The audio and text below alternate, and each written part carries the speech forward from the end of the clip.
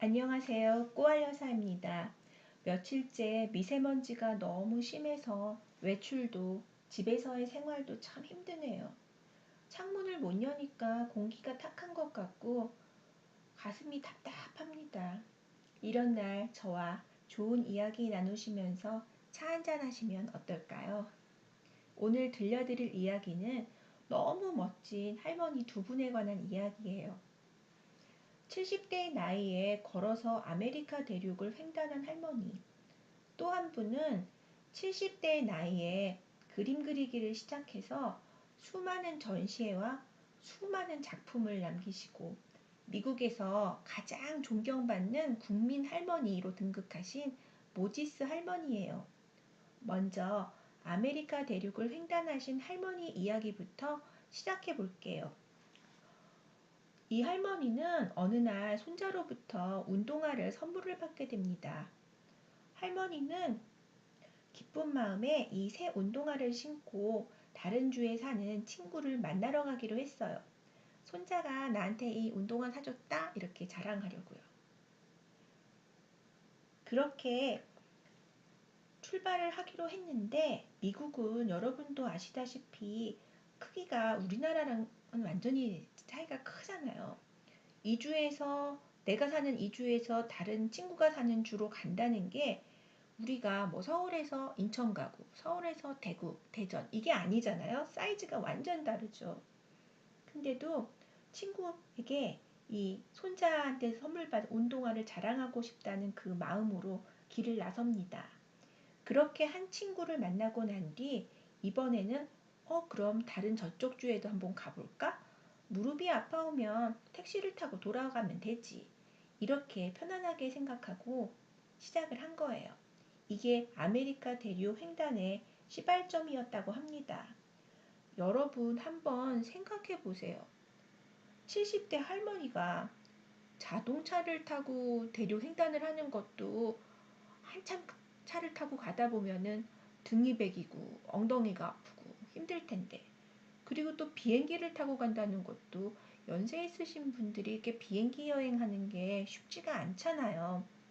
기압차도 크고 또 공항까지 가야 되고 번거롭고 근데 이 할머니는 그것도 아닌 걸어서 갔다는 게 얼마나 대단한 일이에요. 그러니까 이 할머니의 사건이 대륙 횡단을 마치고 나니까 이게 얼마나 큰 화제가 됐겠어요.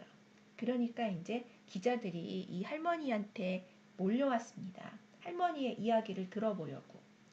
그때 기자들에게 할머니가 했다는 말, 처음부터 대륙을 횡단할 생각은 전혀 없었어요. 그래서 달성할 수 있었던 것 같습니다. 이런 편안한 마음으로 걸었기 때문에 자신도 모르는 사이에 대륙 횡단의 위협을 달성할 수 있었다는 거예요. 처음부터 나는 대륙 횡단을 해내고 말 거야. 이런 특별한 용기나 각오로 시작을 했더라면 70대 할머니가 할 수 있으셨을까요? 70대의 나이에도 그냥 좋은 마음으로, 기쁜 마음으로, 이 운동화 자랑해야지. 이런 마음으로 시작해서 한 걸음 한 걸음 가다가 보니 이렇게 정상이 보였던 거지요. 그렇다면 70대의 나이 결코 늦은 거 아니지 않나요? 이번에는 미국의 국민 할머니, 모지스 할머니에 대한 이야기입니다. 여러분 많이 모지스 할머니 이야기 들어보지 않으셨나요? 근데 아마 모지스 할머니라는 이름은 못 들어보셨더라도 그 할머니가 그린 그림은 많이 보셨을 거예요. 그 할머니의 그림이 여러 가지 뭐 우표, 그 책의 삽화, 뭐 도자기, 커피잔 이런 거로 많이 이용되거든요. 이 할머니를 지금부터 소개해 드릴게요. 1860년 뉴욕주에서 10남매 중 셋째로 태어나셨어요, 이 할머니가. 근데 너무 이제 가난한 가정에서 태어난 거죠. 교실 한 칸짜리 시골 학교에 다닌 것이 이 배운 학력의 전부래요. 12살 때부터 가정부 일을 시작해서 농장일, 집 청소, 음식 준비, 바느질. 농장일이 얼마나 크고 작은 일이 많겠어요. 이런 고된 일을 15년 동안 하다가 27살 때 같은 농장에서 일하던 모지스라는 청년과 사랑에 빠진 거죠. 그래서 이제 결혼을 했어요.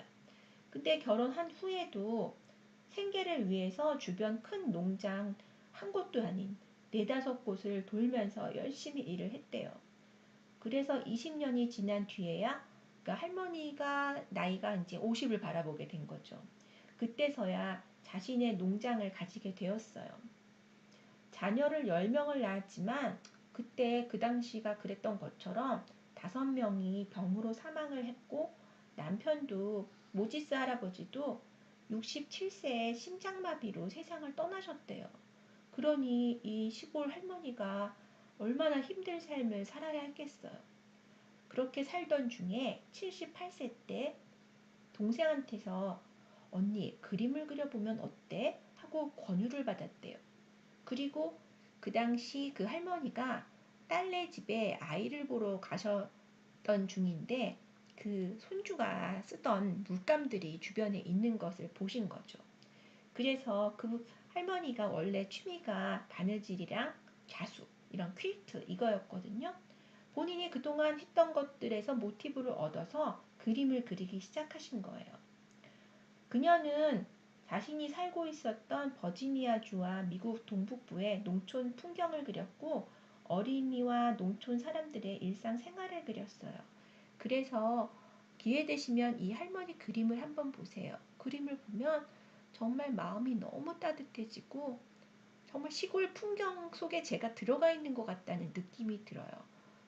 예를 들어서 뭐 이제 봄이 돼가지고 다들 바쁘게 농촌 일들을 하는 거야. 농장 일을. 그러면 이쪽에서는 버터를 막 만드느라고 끓이고 있고 저쪽에는 개들이 뛰어다니고 어떤 개는 누워서 자고 있고 저쪽도 한편에는 어린아이들이 막 놀고 있고 저쪽엔 또 아낙네들이 빨래를 하고 있고 빨래를 널고 있고 그런 모습 하나하나가 살아있는 그 생동감을 느끼게 해요. 그러니까 사람들이 이 그림을 보면서 잊고 있던 고향을 연상케 하고 또 보고 있으면 마음이 따뜻해지고 그럴 수 있어요.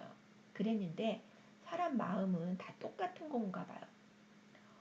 1938년 어느 날 정말 기적과 같은 일이 생긴 거예요.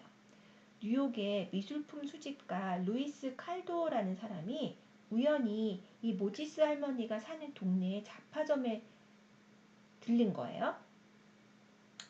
그래서 거기에 걸려있던 그 할머니의 그림을 한 점에 3.5달러를 주고 10점을 산 거예요.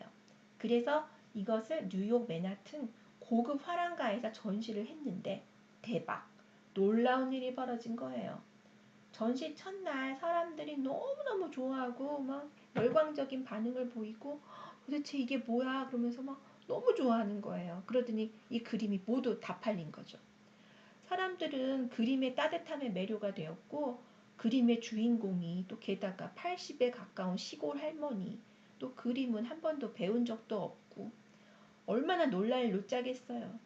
그래서 그 다음부터 20년 동안 모지스 할머니의 작품전은 미국, 유럽 뭐 수없이 열렸고 한 점에 3에서 5달러 하던 그림이 8,000달러, 10,000달러, 그러다가 100만 달러. 2006년에 그리신 설탕 만들기는 글쎄 120만 달러에 팔렸대요.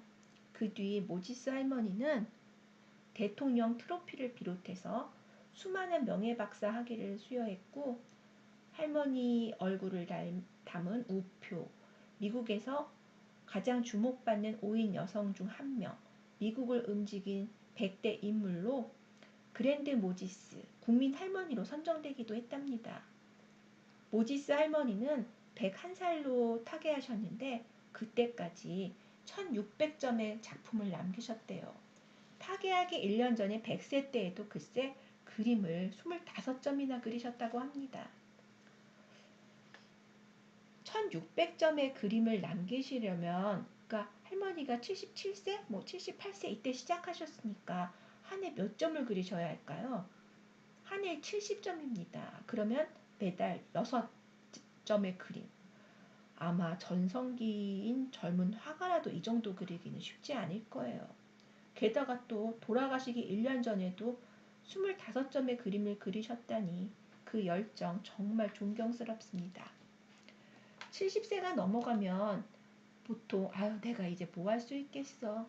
아유 옛날이 좋았지. 그때 또 돌아가면 얼마나 좋을까. 근데요 100세 넘긴 노인이 돌아가시면서 이런 말을 하셨다고 해요. 내가 이렇게 오래 살 줄 알았다면 옛날에 뭔가 좀 했을 텐데. 돌아가시면서 하는 후회들 중 제일 많은 게 못한 거에 대한 후회라고 합니다. 저는 이제 5학년 초반이에요.